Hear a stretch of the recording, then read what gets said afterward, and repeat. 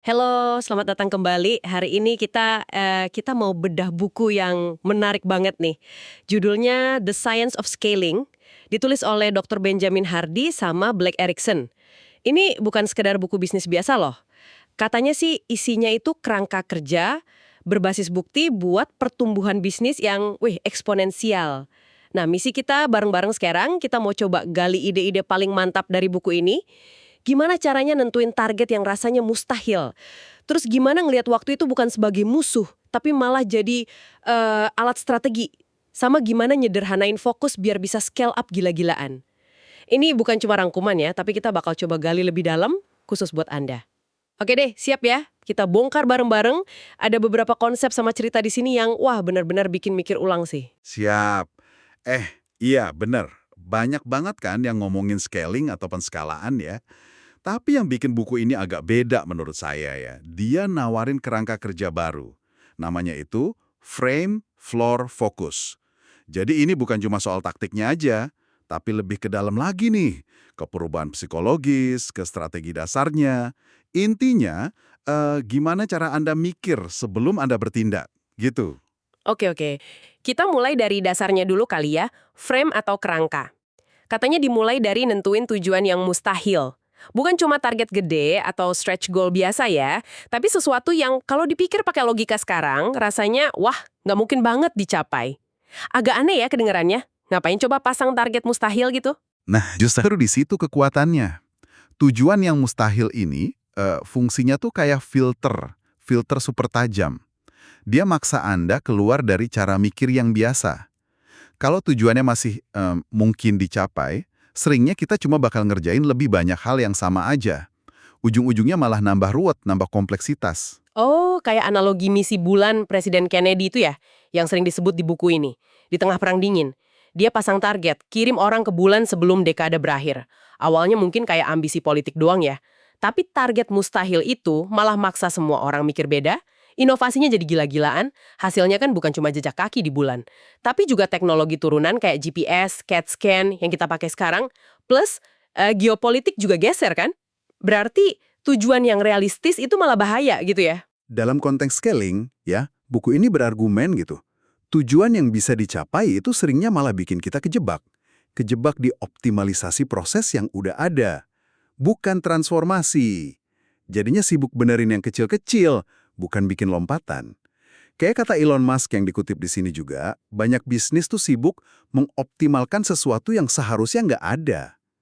Nah, tujuan mustahil itu maksa Anda nanya, sesuatu ini beneran perlu ada nggak sih? Wah, kebayang sih. Itu kelihatan banget di ceritanya Alicia Out dari Level Up Score ya, yang ada di buku ini. Dia punya software kredit keren, inovatif, tapi bisnisnya gitu-gitu aja, dianya sibuk banget. Tujuan awalnya 100 klien dalam 90 hari. Gede sih itu, tapi ya cuma bakal bikin dia makin sibuk, pertumbuhannya linear aja. Terus dia didorong buat pasang target 10x, 1.000 klien. Wah rasanya mustahil banget kan? Tapi justru rasa mustahil itu yang bikin dia mikir ulang total. Dari yang tadinya nelponin calon klien satu-satu, dia ganti strategi. Bikin kemitraan strategis sama perusahaan software lain. Hasilnya, gila, dari 10 klien jadi 8.000 lebih.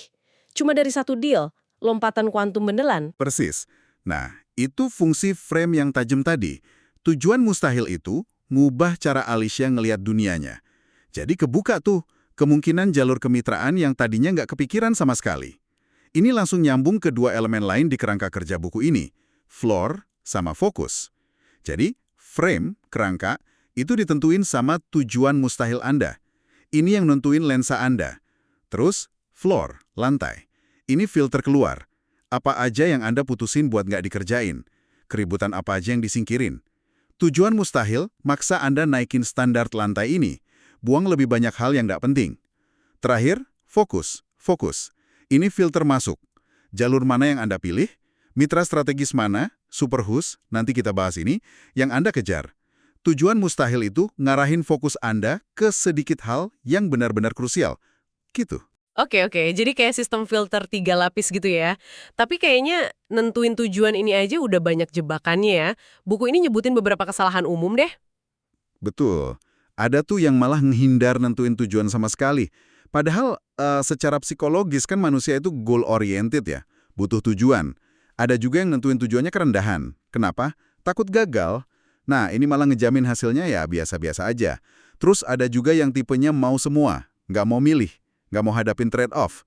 Contohnya pengusaha yang pengen punya portofolio apartemen gede plus podcast nomor 1 dunia barengan gitu, tanpa prioritas jelas. Atau yang lebih halus nih, salah fokus, ngoptimalin metrik yang salah. Kayak contoh Steve Ballmer di Microsoft. Fokus ngejar pendapatan tapi malah kehilangan momen gede di pasar mobile. Tujuan mustahil itu maksa kita jelas mana yang benar-benar penting. Menarik banget ya gimana sesuatu yang mustahil malah bisa nyederhanain fokus. Nah, ini nyambung ke elemen kedua yang dibahas buku ini, waktu.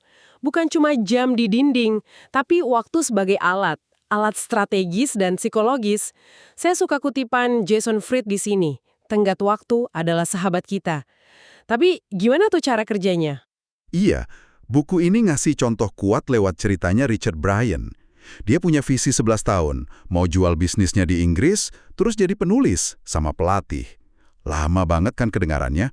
Nah, pas dia dipaksa ngebayangin bisa capai itu semua dalam 3 tahun aja, terus dipaksa lagi, gimana kalau cuma 1 tahun? Wah, strateginya langsung berubah drastis, seketika itu juga. Bentar-bentar, target 11 tahun jadi 1 tahun. Bukannya itu kayak, maksa banget ya? Kayak tenggat waktu palsu gitu? Emang bisa beneran efektif ngubah tindakan? Dipicu. Ini nyambung ke konsep waktu holistik versus linear yang dibahas di appendix buku. Gini, waktu linear itu kan masa lalu, sekarang, masa depan. Ini sering bikin kita kebebanan sama masa lalu, terus tindakannya ya nambah dikit-dikit aja. Nah, kalau waktu holistik cara pandangnya beda. Masa depan, tujuan mustahil dan tenggat waktu ketat itu dilihat sebagai penyebab tindakan kita sekarang. Jadi tenggat waktu mustahil itu jarak kita pakai masa depan buat nyaring dan nyederhanain pilihan hari ini. Si Richard Bryan itu jadi sadar, kalau mau capek dalam 1 tahun, ya dia harus jual bisnisnya sekarang, bukan nanti-nanti. Keputusan radikal itu ternyata malah ngebebasin energinya dia, gitu loh. Oke. Jadi kayak sengaja bikin kondisi darurat gitu ya, biar maksain efisiensi sama keputusan sulit. Mirip hukum Parkinson dong, pekerjaan mengembang untuk mengisi waktu yang tersedia. Kalau waktunya disempitin, ya kerjaannya dipaksa nyusut ke intinya aja. Tepat. Dan ini klop banget sama algoritma 5 langkahnya Elon Musk yang juga disebut di buku ini, terutama langkah 1 sama 2. Pertanyakan semua persyaratan, terus hapus bagian atau proses yang nggak perlu. Tenggat waktu mustahil itu kayak detektor persyaratan palsu. Banyak hal yang kita kira wajib, ternyata bisa diilangin atau disederhanain pas waktunya mepet. Contohnya Xavier Martin, pengacara yang ngubah tujuan 10 tahun jadi 3 tahun. Dalam 90 hari, dia jadi terpaksa ngeliat mana yang nggak efisien di firma hukumnya. Ganti tim yang kerjanya jelek, nyederhanain jenis kasus yang ditangani. Hasilnya, pendapatan naik 30%, profit naik 50%. Cuma dalam 90 hari. Bu Lady, waktu yang cepetin ini bantu nemuin inti masalahnya lebih cepat gitu ya? Bener banget. Buku ini nyambunginnya ke studi McKinsey, Grow Fast or Die Slow. Katanya, pertumbuhan cepat di awal itu sering jadi pertanda kuat sukses jangka panjang. Kalau nggak tumbuh cepat, kemungkinan besar Anda kejebak di kerumitan sama tumpukan keputusan jelek dari masa lalu. Nah, tenggat waktu agresif itu bantu Anda nemuin crux, istilahnya Richard Trumald, buat inti masalah atau tantangan utama jauh lebih cepat. Jadi bisa fokus beresin itu dulu. Oke deh, jadi kita udah bahas frame, tujuan mustahil, sama gimana pakai time waktu sebagai pendorong. Sekarang kita masuk elemen ketiga yang penting banget, floor atau lantai. Ini soal apa yang Anda berhenti lakuin, standar minimum yang nggak bisa ditawar. Kedengarannya butuh disiplin tinggi banget nih. Tinggi banget. Butuh jujur sejujur-jujurnya sama diri sendiri dan akuntabilitas. Buku ini pakai analogi atlet berbakat kayak Zion Williamson. Potensinya kan setinggi langit ya, ceiling. Tapi kalau fondasinya, floornya rendah misalnya, kurang disiplin latihan, nggak jaga badan, nggak akuntabel, ya potensi segede itu nggak bakal keluar maksimal. Bedanya pro sejati sama amatir itu seringnya di konsistensi lantai mereka, seberapa tinggi standar minimum mereka. Buku ini juga pakai analogi kekacauan kacang merah ya, Mess of Pottage, dari kisah Esau di Alkitab. Esau nuker hak kesulungannya, warisan jangka panjangnya cuma demi semangkuk sup kacang merah pas dia lagi lapar banget. Metaforanya kuat sini, jadi pertanyaannya, kompromi kecil apa sih yang sering kita bikin tiap hari yang tanpa sadar ngorbanin tujuan besar kita? Di mana kita nurunin lantai standar kita? Dan naikin lantai ini sering banget rasanya berisiko di awal. Contohnya Kim Goodman, CEO Smarsh. Dia masuk ke perusahaan software itu, terus secara sistematis naikin standar. Potong staf sama biaya yang nggak efisien, tutup kantor cabang yang nggak produktif, bahkan berani nego ulang kontrak sama klien gede biar lebih adil dan nguntungin. Tindakan kayak gini kan bisa bikin heboh ya. Kebayang sih, naikin lantai seradikal itu, apa nggak malah bikin budaya takut ya? Atau malah kehilangan orang yang mungkin potensial, tapi belum nyampe standar baru itu? Itu resiko yang valid. Dan buku ini nggak nutup mata soal itu. Tapi argumen utamanya gini, resiko nggak bertindak, resiko ngebiarin standar rendah terus bertahan, itu jauh lebih gede buat jangka panjang. Ngebiarin inefisiensi, ketidakjelasan, atau hubungan yang nggak sehat jalan terus, itu bakal ngerusak fondasi bisnis. Intinya, menurut buku ini ya, budaya organisasi itu ya lantainya tingkat transparansi, akuntabilitas, sama kinerja minimum yang diterima bareng-bareng. Naikin lantai itu, artinya naikin budaya. Hasilnya di Smarsh, profitabilitas sama valuasinya naik signifikan. Ini nunjukin hubungan erat antara lantai tinggi sama kedewasaan sama karakter kepemimpinan. Jadi kuncinya berani nentuin standar, terus nyaring mana yang nggak sesuai, dan melakukannya lebih cepat ya? Iya, lebih cepat. Annie Duke, mantan pemain poker pro, dia jelasin kalau pemain pro itu fold, nyerah, pas dapat kartu jelek jauh lebih cepat dari amatir. Mereka nggak kejebak sunk cost bias, nggak mikir sayang udah terlanjur pasang taruhan. Mereka potong kerugian cepat. Black Erickson juga nerapin ini pas jadi misionaris. Pakai pertanyaan filter simple di awal, bisa ke gereja hari Minggu? Udah nikah kalau tinggal bareng? Dengan gitu dia bisa fokus ke orang yang paling mungkin komit. Hasilnya 10 kali lipat rata-rata misionaris lain. Nyaring cepat itu penting banget. Dan proses naikin lantai ini kayaknya nyambung banget ya sama penyederhanaan. Ngomong enggak ke banyak hal kayak kata Steve Jobs. Tepat sekali. Anda nggak bisa pertahanin standar tinggi kalau sistem Anda terlalu ruwet, terlalu banyak pengecualian. Naikin lantai itu maksa penyederhanaan. Buku ini ngasih contoh yang agak kontroversial sih. Kayak usaha penyederhanaan radikal sistem pemerintahan Argentina sama Javier Milei buat ngelawan penurunan ekonomi puluhan tahun. Penting dicatat ya, ini disajin sebagai ilustrasi strategi penyederhanaan dari sudut pandang buku. Bukan berarti kami dukung politiknya loh ya. Analoginya kayak gajah yang dijelasin Rich Hickey, pencipta bahasa Clojure. Sistem lama yang gede dan kompleks itu jadi beban, ngehambat kemajuan. Anda nggak bisa scale up gajah yang kompleks. Harus pilih satu jalur aja, yang jelas dan sederhana. Jadi naikin lantai itu maksa kita buang gajah itu dan fokus gitu. Bener. Entah itu fokus nulis kayak pengalaman pribadi Hardy, atau fokus ke tipe klien ideal kayak Chad Willardson, atau fokus ke satu platform aja kayak Lewis Howes dengan podcastnya. Contoh paling jelas mungkin Floor Coverings International, FCI. CEO-nya, Tom Wood, bener-bener nerapin lantai adalah lantai. Mereka pasang standar baru. Tiap franchisee harus capai pendapatan $2 juta setahun. Tinggi banget standarnya. Akibatnya, ya mereka harus pisah sama beberapa franchisee yang nggak bisa atau nggak mau capai standar itu.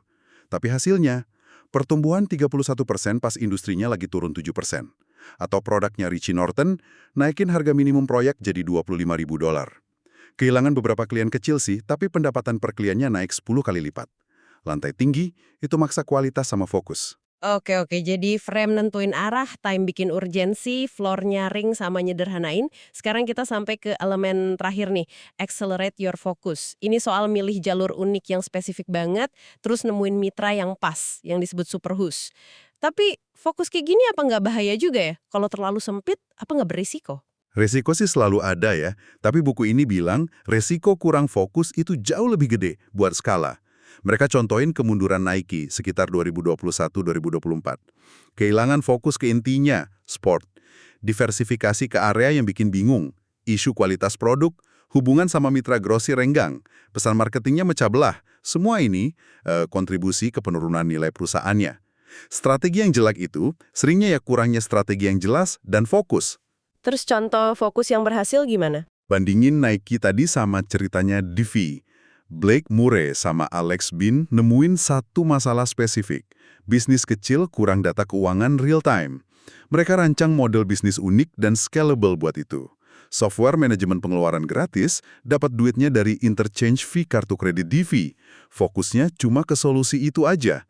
Hasilnya, pertumbuhan gila-gilaan. Diakuisisi 2,5 miliar dalam 3 tahun. Itu kekuatan fokus radikal ke satu jalur. Model bisnis yang simple dan terukur kayaknya jadi kunci ya. Penting banget. Contoh lain, Cellcore. Ryan Riley nyederhanain lini produk suplemen mereka. Yang tadinya banyak banget dan kompleks, dijadiin satu paket aja. The Protocol. Jadi lebih gampang dimengerti, gampang dijual, gampang di-scale up. Hasilnya, pertumbuhan 10x, penjualan $200 juta. Simple itu kunci skala. Dan ini juga soal bangun sesuatu yang bisa jalan tanpa Anda. Kayak George Washington yang rela mundur demi negaranya jalan terus. Anda bangun sistem, bukan kultus individu. Dan buat bangun sistem itu, buku ini nekenin pentingnya super who's. Siapa sih mereka ini sebenarnya? Super who's itu talenta-talenta terbaik. Mungkin 1-5% paling top di bidangnya. Yang menurut riset, ngutip orang kayak Bill Gates, Richard Koch, ngasilin sebagian besar output atau nilai. Netflix kan terkenal tuh, sengaja rekrut cuma talenta A+, dan bayar mereka mahal banget. Kenapa?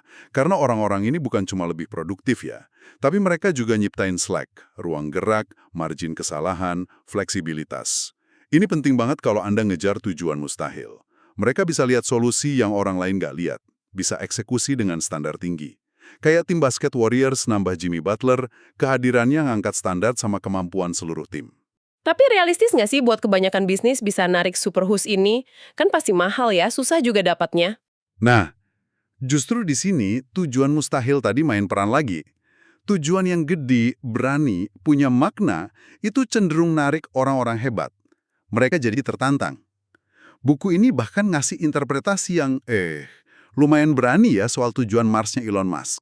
Sekali lagi, penting banget kami tekankan, ya, ini analisis strategi menurut penulis buku. Bukan pandangan atau dukungan kami terhadap tindakan spesifiknya loh. Mereka berargumen kalau tujuan ekstrim ke Mars itulah yang, menurut buku ini, nuntun Musk ke langkah-langkah kontroversial, kayak beli Twitter atau lebih jauh terlibat politik. Itu dilihat sebagai strategi jangka panjang buat ngamanin sumber daya, pengaruh sama jalur komunikasi yang dibutuhin buat misi Mars yang mustahil itu. Ini contoh ekstrim gimana tujuan gede bisa narik perhatian sama sumber daya, termasuk super who's atau kemitraan kunci. Kayak Salesforce akuisisi Slack, atau Nike partneran sama Michael Jordan. Kemitraan kayak gini kan mengakselerasi fokus sama skala secara dramatis. Oke. Jadi kalau kita rangkum siklusnya nih, Anda mulai dengan nentuin tujuan mustahil. Ini jadi frame Anda. Tujuan ini maksa Anda buat naikin floor. Standar minimum, apa yang Anda filter keluar. Naikin lantai ini otomatis nyederhanain sistem Anda. Dan kesederhanaan ini bikin Anda bisa mempercepat fokus ke satu jalur unik dan narik super who's yang pas buat wujudin tujuan mustahil itu. Benar gitu ya? Anda nangkep intinya dengan pas banget. Ini siklus yang saling nguatin. Tiap elemennya frame floor fokus. Didorong sama penggunaan waktu yang strategis, kerja bareng buat bikin lompatan. Bukan cuma perbaikan kecil-kecilan. Dari obrolan kita ini, beberapa hal yang paling nempel di saya tuh gimana tujuan yang lebih gede justru bisa nyederhanain, terus gimana ngelihat waktu sebagai pengungkit strategis, sama betapa pentingnya berani bilang enggak dan nentuin standar lantai yang tinggi.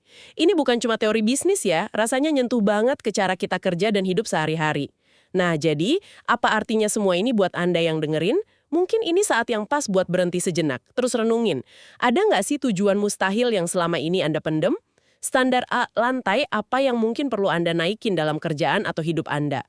Fokus apa yang perlu dipertajam dengan berani bilang enggak ke hal-hal lain? Dan sebagai penutup dari saya, buku ini intinya tuh bukan cuma ngomongin angka pertumbuhan bisnis aja loh.